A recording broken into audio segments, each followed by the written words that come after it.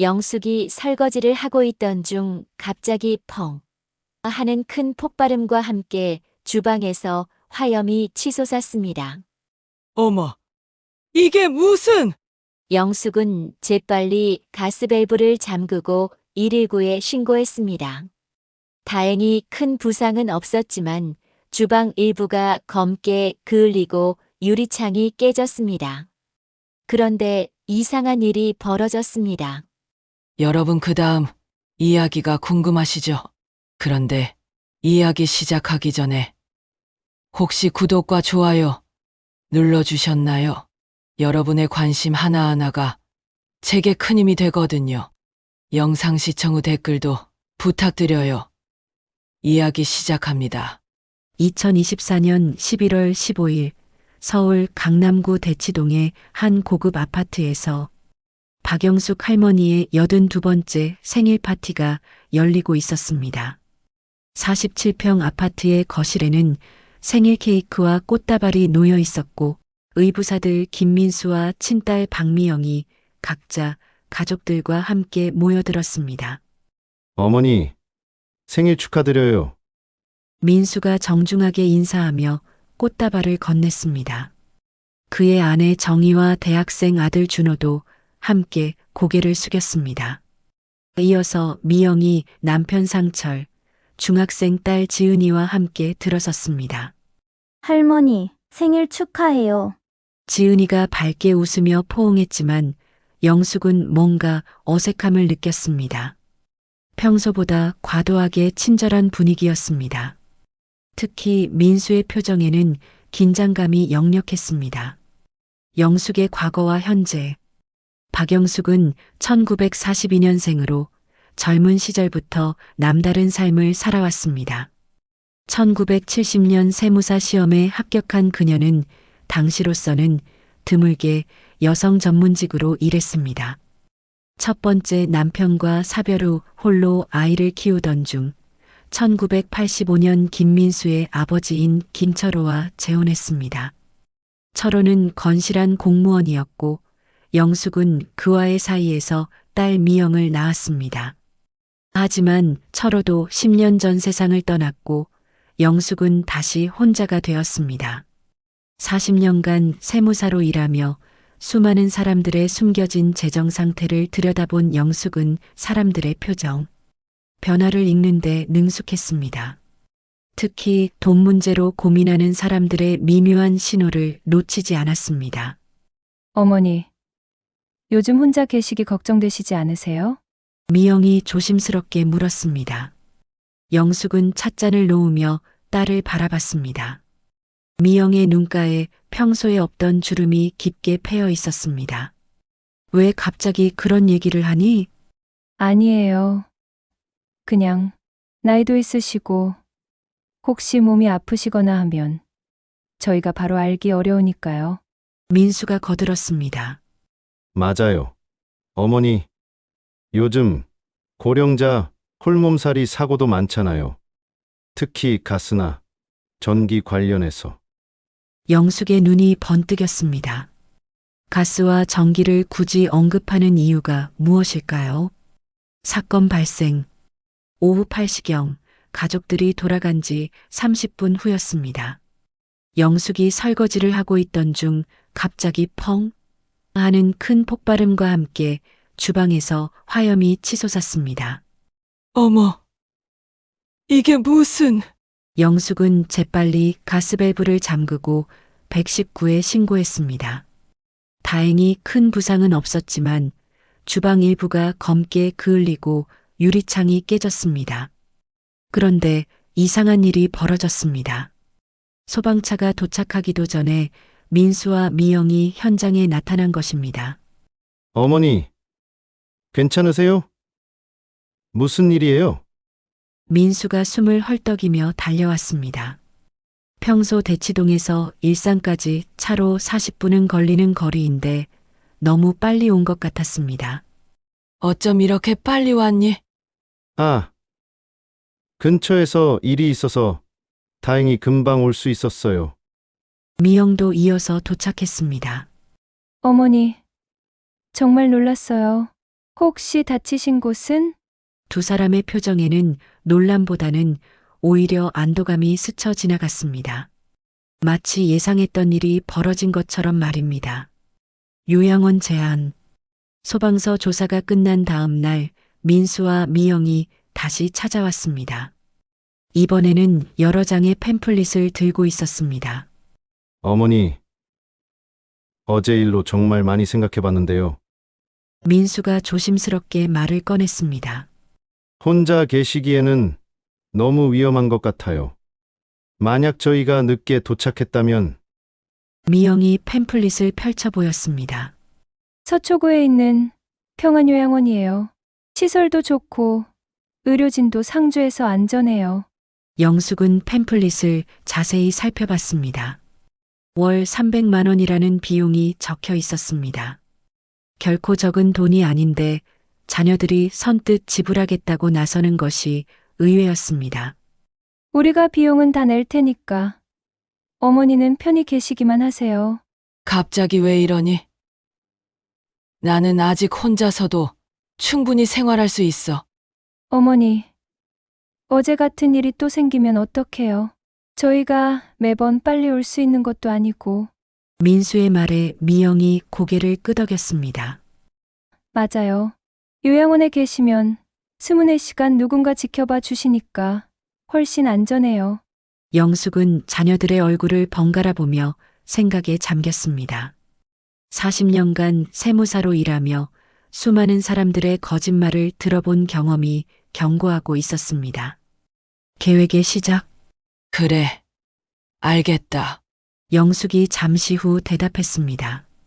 내가 생각해 볼게. 며칠 시간을 줘. 민수와 미영의 얼굴에 안도의 표정이 스쳤습니다. 어머니가 결정하세요. 저희는 어머니 안전이 최우선이에요. 자녀들이 돌아간 후 영숙은 혼자 거실에 앉아 생각에 잠겼습니다. 어제 가스폭발 사고, 너무 빨리 도착한 자녀들, 그리고 이미 준비되어 있던 요양원 자료까지 모든 것이 너무 맞아떨어지는 우연이었습니다. 영숙은 서재로 가서 오래된 다이어리를 꺼내 들었습니다. 40년간 기록해온 일기장이었습니다. 그 안에는 의심스러운 일이 생기면 반드시 기록하라는 첫 번째 남편의 조언이 적혀 있었습니다. 이번에도 그 조언을 따라야겠구나. 영숙은 새 페이지를 펼치고 볼펜을 들었습니다. 2024년 11월 16일. 민수와 미영의 행동이 수상함. 요양원 입소를 적극 권유. 재정 상태 확인 필요. 영숙의 눈에 예전의 날카로움이 되살아났습니다. 세무사로서 숨겨진 진실을 파헤치던 그 시절의 집중력이 다시 돌아온 것입니다. 자녀들은 82세 노인을 얕잡아 본 것 같았습니다. 하지만 영숙에게는 그들이 모르는 카드들이 아직 많이 남아 있었습니다. 진짜 게임은 이제부터 시작될 예정이었습니다. 서초구 평안요양원에 도착한 박영숙은 짐을 정리하며 주변을 살펴봤습니다. 깔끔한 원룸형 개인실에는 침대와 책상, 작은 옷장이 놓여 있었습니다. 창밖으로는 잘 가꿔진 정원이 보였습니다. 어머니, 여기서 편히 지내세요. 민수가 마지막 짐가방을 놓으며 말했습니다. 필요한 건 언제든 연락하시고요. 주말마다 오겠습니다. 미영도 고개를 끄덕였습니다. 어머니 방에 전화도 있고 간호사실도 24시간 운영되니까 걱정 마세요. 자녀들이 떠난 후 영숙은 혼자 앉아 창밖을 바라봤습니다. 82년을 살아오며 이런 곳에 머물게 될 줄은 몰랐습니다. 하지만 이곳에서라도 진실을 밝혀내야 했습니다. 영숙은 가방에서 오래된 주소록을 꺼냈습니다. 40년간 세무사로 일하며 쌓인 인맥들이 빼곡히 적혀 있었습니다. 정보 수집 시작. 다음 날 아침 영숙은 요양원 공용 전화를 이용해 첫 번째 연락을 취했습니다. 여보세요. 철수야? 나야, 박영수. 이철수는 영숙보다 10년 후배로 현재 서초구 소방서에서 화재조사팀장을 맡고 있었습니다. 선배님, 정말 오랜만이에요. 그런데 무슨 일로? 며칠 전 우리 집에서 가스 폭발 사고가 있었거든. 혹시 조사 보고서 좀 볼 수 있을까? 전화 너머로 잠시 침묵이 흘렀습니다. 선배님 댁에서요. 혹시 대치동 레미안 아파트 말씀이신가요? 맞아. 왜 그래? 사실 조금 이상한 점들이 있었어요. 가스밸브가 인위적으로 조작된 흔적이 발견됐거든요. 영숙의 심장이 빨리 뛰기 시작했습니다. 인위적이라고? 네. 밸브 손잡이 부분에 공구 자국이 있었고 폭발 패턴도 자연 누출과는 달랐어요. 하지만 가족분들이 사고라고 하셔서 철수야. 혹시 그 보고서 사본 좀 얻을 수 있을까? 선배님, 이건 공식 문서라. 나 믿지? 40년 동안 세무 업무하면서 입 한 번 잘못 놀린 적 있나? 이철수가 한숨을 내쉬었습니다. 알겠습니다. 내일 오후에 요양원 근처 카페에서 만나요. 두 번째 연락, 금융정보. 오후에는 제자인 김은정에게 연락했습니다. 그녀는 현재 국민은행 VIP 센터에서 자산관리사로 일하고 있었습니다. 선생님, 안녕하세요. 은정아. 잘 지내지? 부탁이 하나 있는데 말씀하세요. 우리 가족들 금융 상황 좀 알아볼 수 있을까? 민수하고 미영이 선생님 자녀분들요? 무슨 일이? 영숙은 신중하게 말을 골랐습니다. 상속 관련해서 미리 정리해 두려고. 너도 알겠지만 요즘 상속세가 만만치 않잖아. 그렇긴 하죠.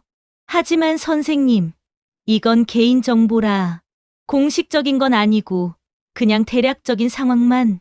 은정아, 선생님이 언제 너한테 나쁜 일 시킨 적 있나? 은정이 망설이다가 대답했습니다.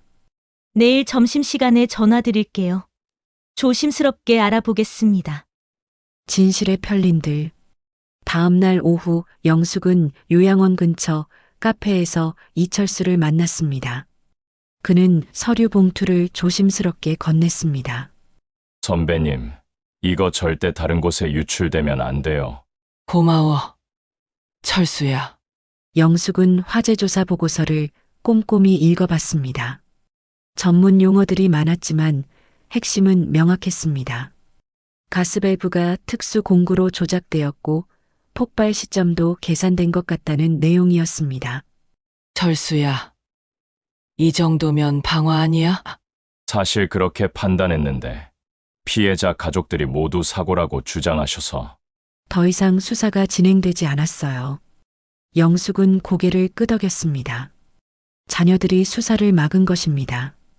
오후에는 김은정의 전화를 받았습니다. 선생님, 조심스럽게 알아봤는데요. 어떻게 나왔어? 민수 씨는 상황이 좀 심각해요. 강남 오피스텔 투자하시다가 20억 정도 손실이 나신 것 같아요.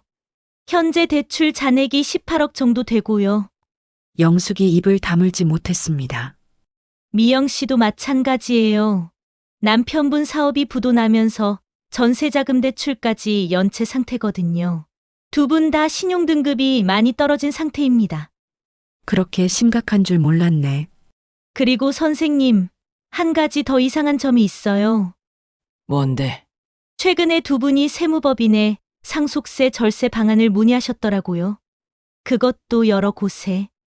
영숙의 손에 든 전화기가 떨렸습니다. 마무리 깊어지는 의혹. 저녁 시간 영숙은 자신의 방에 앉아 모든 정보를 정리했습니다. 새 다이어리에 차근차근 기록해 나갔습니다. 민수 20억 부채, 신용등급 하락, 미영 전세자금 대출 연체, 남편 사업 부도, 공통점 최근 상속세 절세 상담 받음, 화재 인위적 가스밸브 조작 확인. 모든 퍼즐이 맞아 들어가고 있었습니다. 자녀들은 빚에 허덕이는 상황에서 어머니의 재산을 노린 것입니다. 82세 고령의 어머니가 언제까지 살지 기다릴 수 없었던 거죠. 하지만 아직 한 가지 확인하지 못한 것이 있었습니다. 영숙은 가방 깊숙한 곳에서 오래된 서류 봉투를 꺼냈습니다. 첫 번째 남편이 남긴 태평양개발 회사 관련 문서들이었습니다. 이제 이걸 확인해 봐야겠구나. 영숙은 내일 할 일을 머릿속으로 정리했습니다. 태평양개발의 현재 상황을 파악하고 자녀들이 살고 있는 아파트와의 연관성을 확인해야 했습니다. 만약 예상이 맞다면 자녀들은 엄마를 배신했을 뿐만 아니라 자신들의 목을 스스로 조른 셈이었습니다. 영숙은 다이어리 마지막 페이지에 적었습니다. 내일 해야 할 일 태평양개발 현황 확인, 변호사 이민호에게 연락. 82세의 노인이지만 40년간 쌓은 전문성과 인맥은 여전히 살아 있었습니다. 자녀들이 얕잡아 본 것이 큰 실수였습니다. 진짜 반격은 이제부터 시작될 예정이었습니다. 요양원에 온 지 일주일째 되는 날, 영숙은 변호사 이민호에게서 중요한 전화를 받았습니다. 이민호는 첫 번째 남편이 설립한 태평양개발의 법무를 30년간 담당해온 인물이었습니다. 영숙 사장님, 안녕하세요? 민호야, 오랜만이네. 태평양개발 현황 좀 알려줄 수 있어? 네, 조사해봤는데 놀라실 수도 있어요. 영숙은 마음을 단단히 먹었습니다. 말해봐. 현재 회사 소유 부동산이 강남 일대 15개 단지예요. 시가총액으로는 약 800억 원 정도 됩니다. 영숙이 숨을 크게 들이쉬었습니다.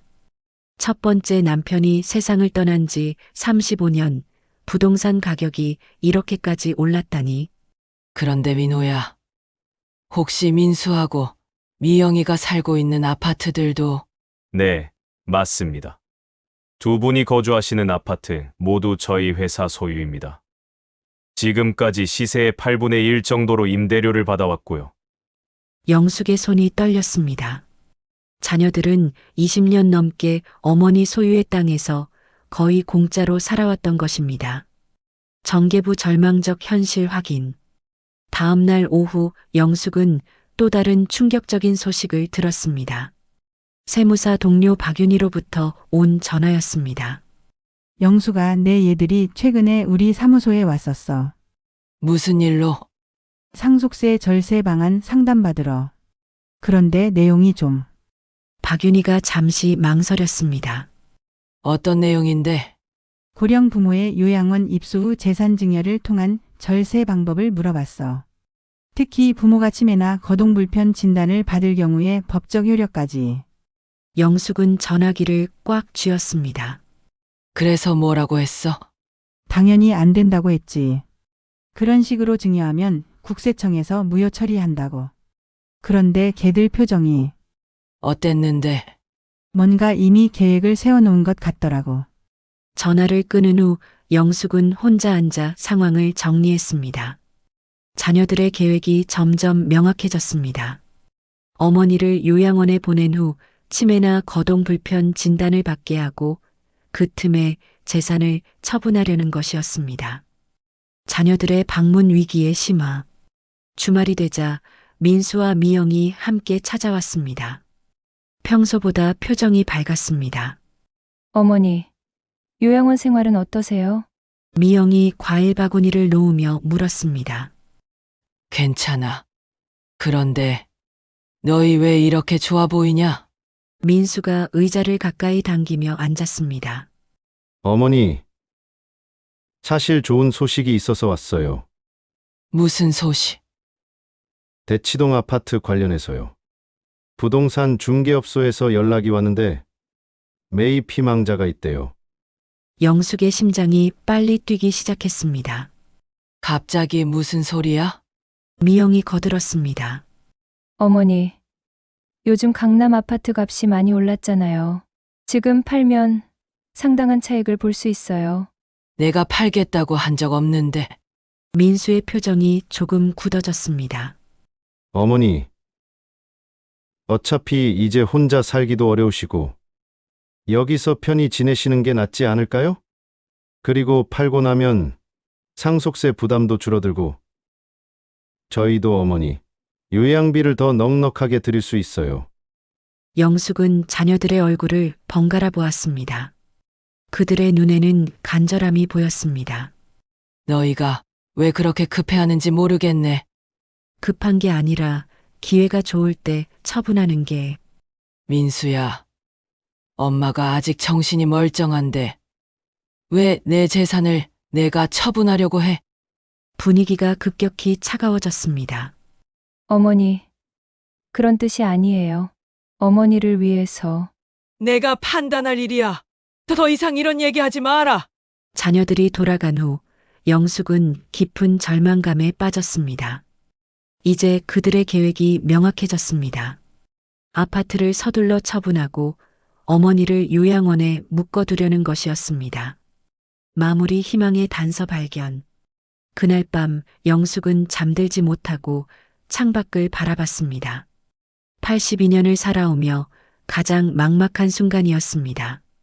자식들에게 배신당했다는 현실이 가슴을 짓눌렀습니다. 새벽 2시경 영숙은 문득 무언가를 떠올렸습니다. 태평양개발 서류 중에서 본 내용이었습니다. 자녀들이 살고 있는 아파트들의 임대계약서 말입니다. 영숙은 조용히 일어나 서류를 다시 꺼내 살펴봤습니다.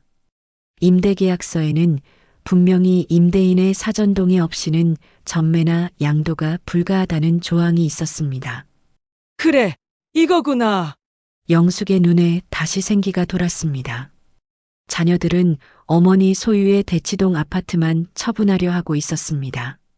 하지만 그들이 현재 살고 있는 아파트들도 실질적으로는 어머니 것이라는 사실을 모르고 있었습니다. 영숙은 다이어리에 새로운 계획을 적기 시작했습니다.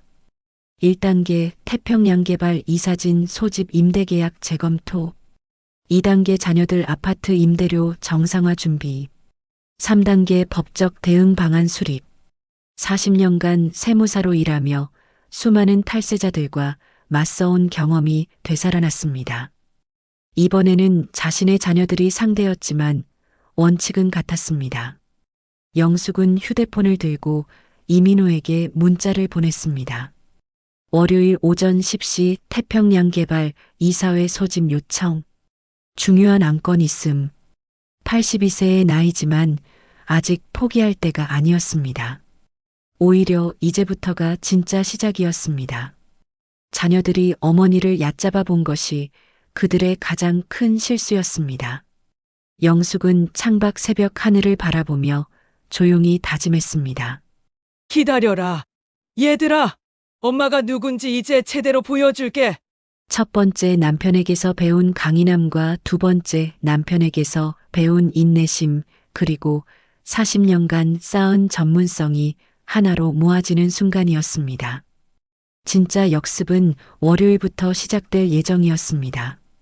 월요일 오전 영숙은 태평양개발 사무실에서 이민호 변호사와 마주 앉았습니다. 30년 만에 다시 찾은 회사 사무실은 깔끔하게 정리되어 있었습니다. 사장님, 정말 오랜만에 직접 오셨네요. 민호야, 내가 이제 직접 나서야 할 때가 온 것 같아. 영숙은 준비해온 서류를 책상에 펼쳤습니다. 민수와 미영이 거주하는 아파트의 임대계약서였습니다. 이 계약서들 좀 자세히 봐줘. 이민호가 서류를 꼼꼼히 검토했습니다. 아, 이 조항이군요. 임대인의 사전 동의 없이는 전매나 양도 불가라는 부분이. 맞아. 그런데 얘들이 지금 내 대치동 아파트를 팔려고 하고 있어. 자기들이 살고 있는 이 아파트들이 실제로는 누구 것인지도 모르면서. 이민호가 고개를 끄덕였습니다. 법적으로는 사장님이 완전히 우위에 있습니다. 언제든 계약 조건을 변경하실 수 있어요. 영숙은 깊게 숨을 들이쉬었습니다. 민호야, 가족회의를 소집하고 싶어. 여기서 말이야. 전개 마이너스 진실을 마주하는 시간. 이틀 후 목요일 오후 태평양 개발 회의실에 가족들이 모였습니다. 민수와 미영은 갑작스러운 소집에 당황한 기색이 역력했습니다. 어머니, 갑자기 왜 이런 곳에서? 미영이 불안한 표정으로 물었습니다. 영숙은 회의실 한쪽 벽에 걸린 회사 연역을 가리켰습니다. 여기가 어디인지 아니? 태평양 개발이라고 되어 있는데 민수가 대답했습니다. 이 회사가 누구 거인지도 아니? 두 사람이 서로를 바라봤습니다. 모르겠어요. 영숙이 회사 등기부등본을 테이블에 놓았습니다. 대표이사 박영숙. 나야. 순간 정적이 흘렀습니다. 어머니가 회사를 운영하세요? 미영이 믿기 어렵다는 표정으로 물었습니다. 35년 전 너희 아버지가 세상 떠나기 전에 내가 물려받았어. 첫 번째 남편한테서. 영숙은 태평양 개발 소유 부동산 목록을 펼쳐 보였습니다. 강남 일대 15개 단지. 너희가 살고 있는 아파트도 여기 포함되어 있어. 민수의 얼굴이 창백해졌습니다. 그럼 저희가 지금까지 시세의 8분의 1로 살았지.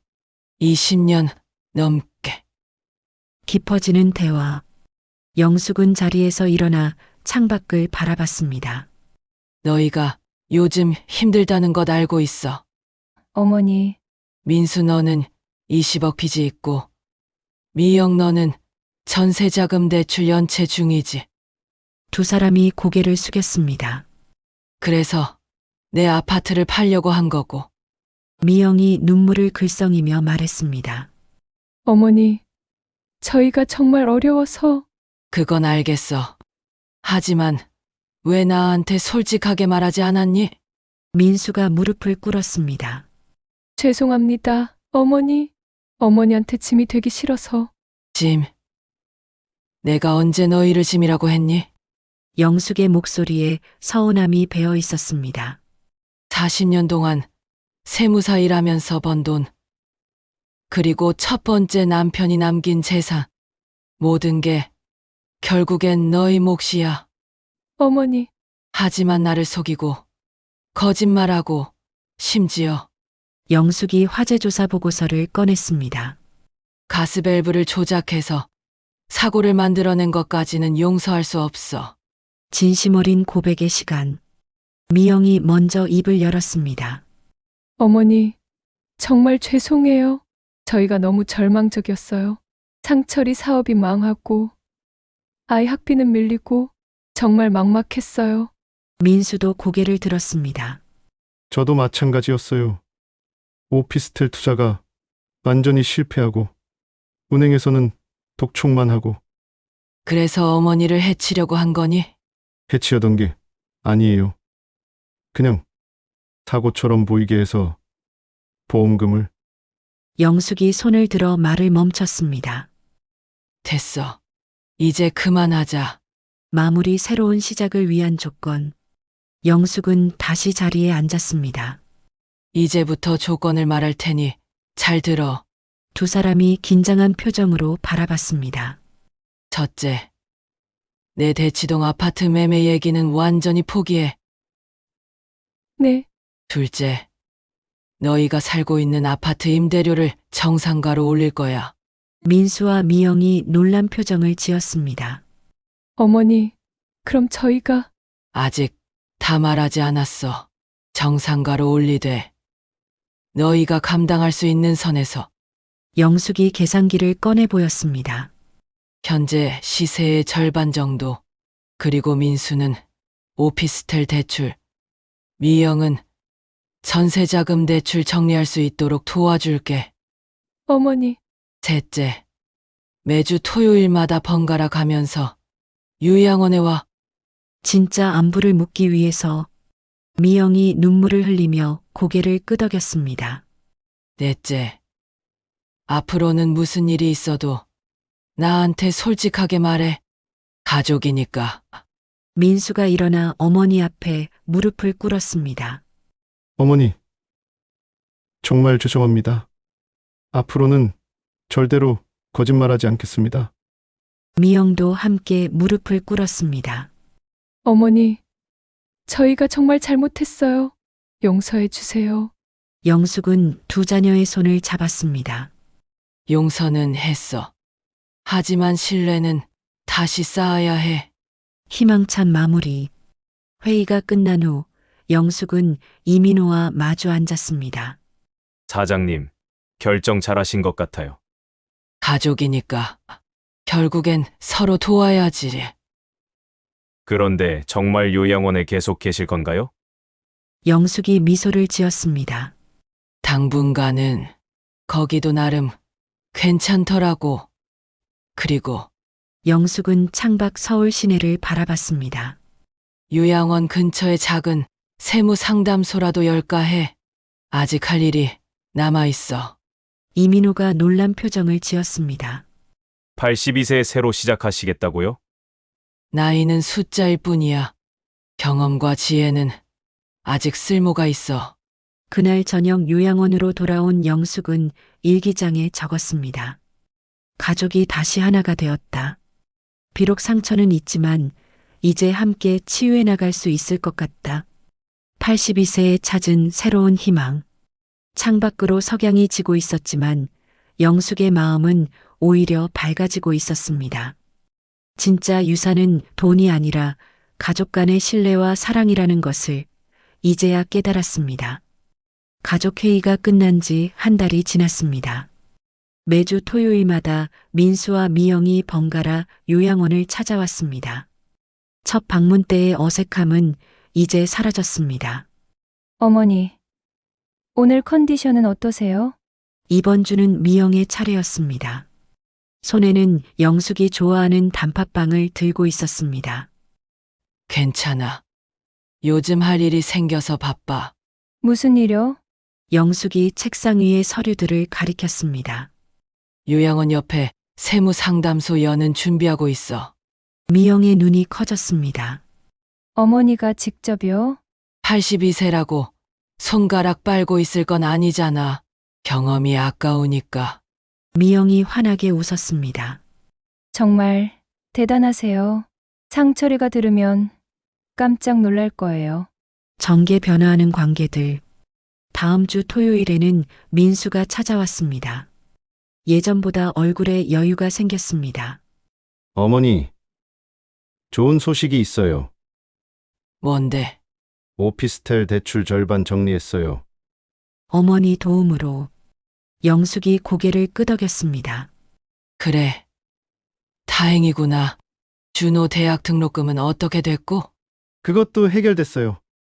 정희가 파트타임 일 시작했고, 저도 야근 수당 받으면서. 민수의 목소리에 자신감이 돌아왔습니다. 스스로 해결하려고 노력하는 모습 보기 좋다. 어머니가 도와주신 덕분이에요. 하지만 이제는 의존하지 않고 우리 힘으로 살아가려고요. 영숙은 아들의 달라진 모습에 뿌듯함을 느꼈습니다. 세무 상담소 개업.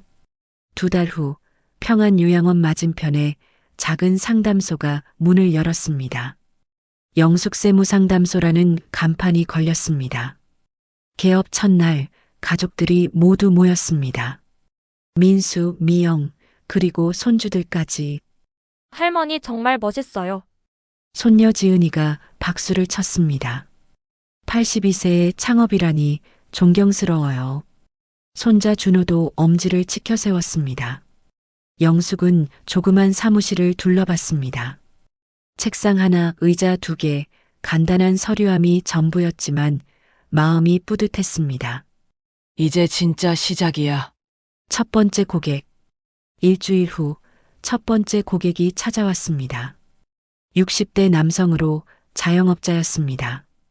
선생님, 부가가치세 신고하는데 도움이 필요해서요. 앉으세요. 천천히 설명해 보세요.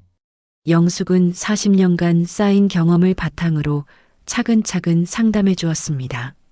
아, 이렇게 하면 되는군요. 다른 세무사들은 비용부터 물어보던데 어르신들 상대로 장사하는 건 아니에요. 도움이 되는 게 먼저죠. 1시간 후 상담이 끝났습니다.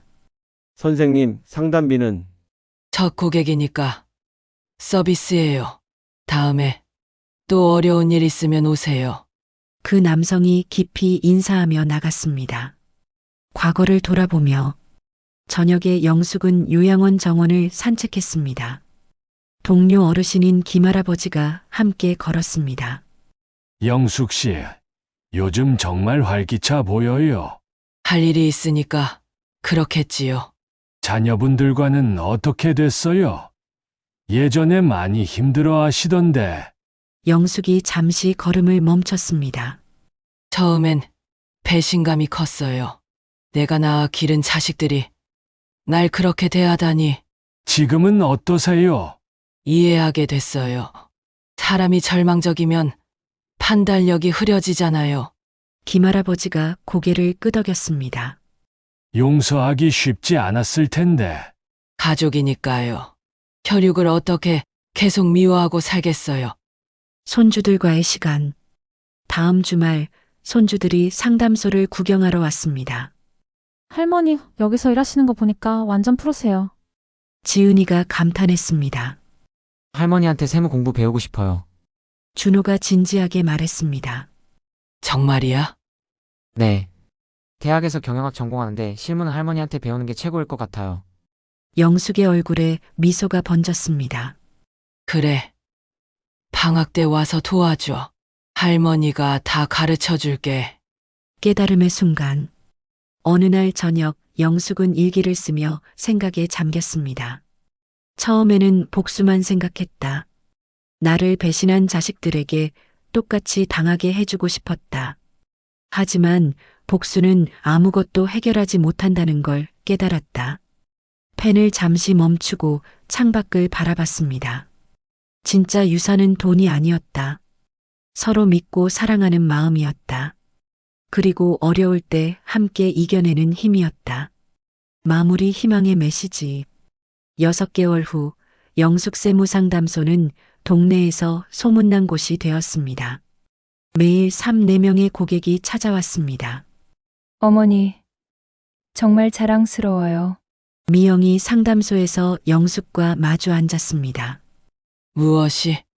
82세에 새로운 시작을 하시는 것도 그렇고 저희를 용서해 주신 것도. 영숙이 딸의 손을 잡았습니다. 미영아. 사람은 언제든 새로 시작할 수 있어. 나이는 중요하지 않아. 저도 이제 알겠어요. 돈보다 가족이 더 소중하다는 걸. 민수도 문을 열고 들어왔습니다. 어머니, 오늘 상담 끝나셨어요? 응. 막 끝났어. 그럼 저녁 같이 드실까요? 경희가 어머니 좋아하시는 갈비찜 만들었어요. 영숙이 일어섰습니다. 그래. 가자. 가족이 함께하는 시간이 제일 소중하지. 상담소 문을 잠그며 영숙은 생각했습니다. 82년을 살아오며 가장 어려운 시기를 겪었지만 그 덕분에 진짜 중요한 것이 무엇인지 알게 되었습니다.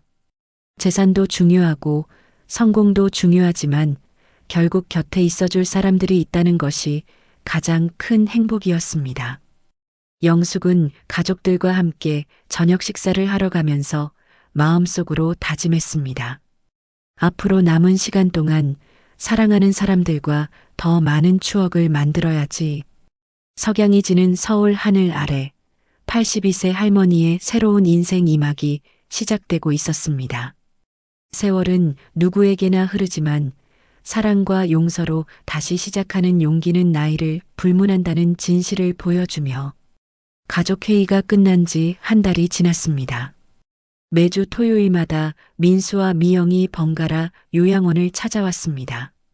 첫 방문 때의 어색함은 이제 사라졌습니다.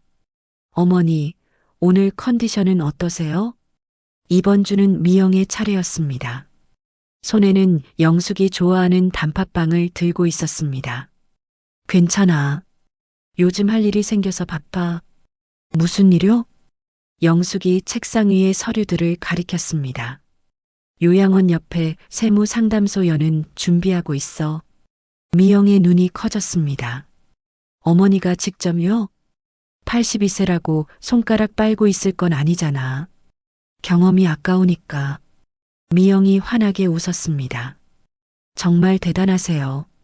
상철이가 들으면 깜짝 놀랄 거예요. 전개 마이너스 변화하는 관계들.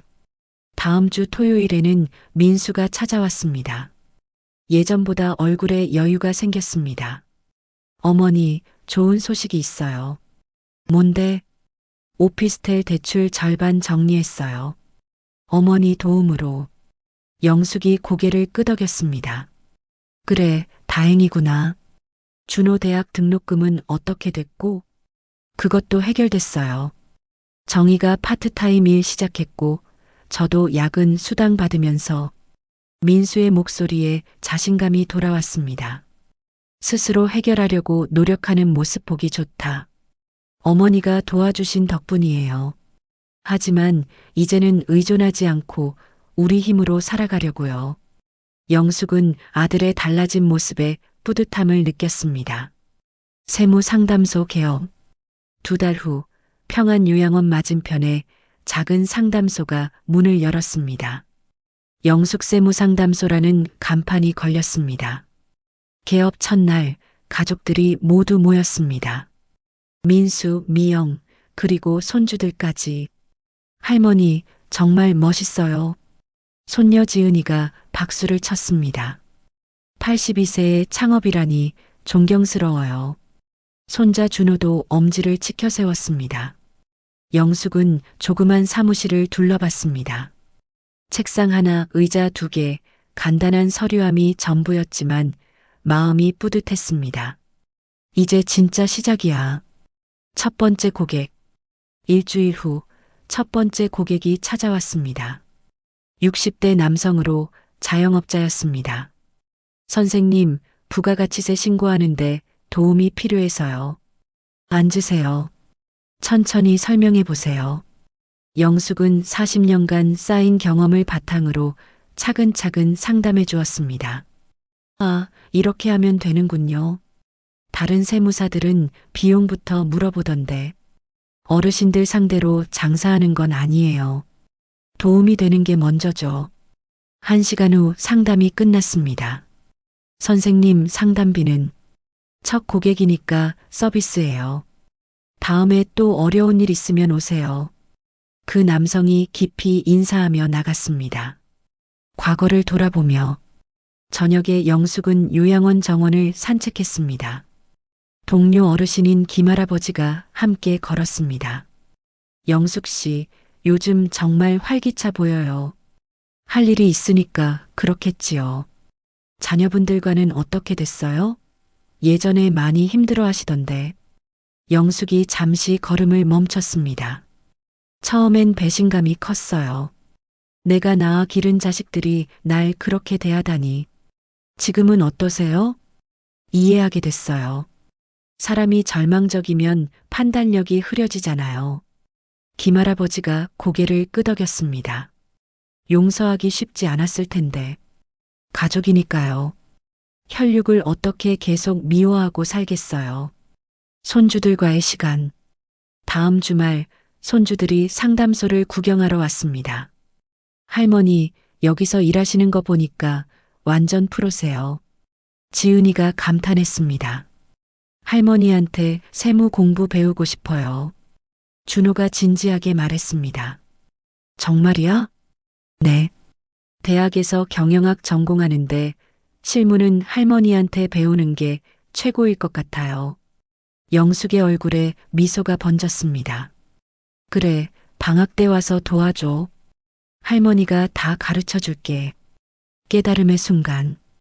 어느 날 저녁 영숙은 일기를 쓰며 생각에 잠겼습니다. 처음에는 복수만 생각했다. 나를 배신한 자식들에게 똑같이 당하게 해주고 싶었다. 하지만 복수는 아무것도 해결하지 못한다는 걸 깨달았다. 펜을 잠시 멈추고 창밖을 바라봤습니다. 진짜 유산은 돈이 아니었다. 서로 믿고 사랑하는 마음이었다. 그리고 어려울 때 함께 이겨내는 힘이었다. 영숙이 딸의 손을 잡았습니다. 미영아, 사람은 언제든 새로 시작할 수 있어. 나이는 중요하지 않아. 저도 이제 알겠어요. 돈보다 가족이 더 소중하다는 걸. 민수도 문을 열고 들어왔습니다. 어머니, 오늘 상담 끝나셨어요? 응, 막 끝났어. 그럼 저녁 같이 드실까요? 정희가 어머니 좋아하시는 갈비찜 만들었어요. 영숙이 일어섰습니다. 그래, 가자. 가족이 함께하는 시간이 제일 소중하지.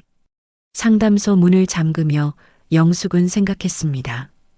82년을 살아오며 가장 어려운 시기를 겪었지만 그 덕분에 진짜 중요한 것이 무엇인지 알게 되었습니다. 재산도 중요하고 성공도 중요하지만 결국 곁에 있어줄 사람들이 있다는 것이 가장 큰 행복이었습니다. 영숙은 가족들과 함께 저녁 식사를 하러 가면서 마음속으로 다짐했습니다. 앞으로 남은 시간 동안 사랑하는 사람들과 더 많은 추억을 만들어야지. 석양이 지는 서울 하늘 아래 82세 할머니의 새로운 인생 2막이 시작되고 있었습니다. 세월은 누구에게나 흐르지만 사랑과 용서로 다시 시작하는 용기는 나이를 불문한다는 진실을 보여주며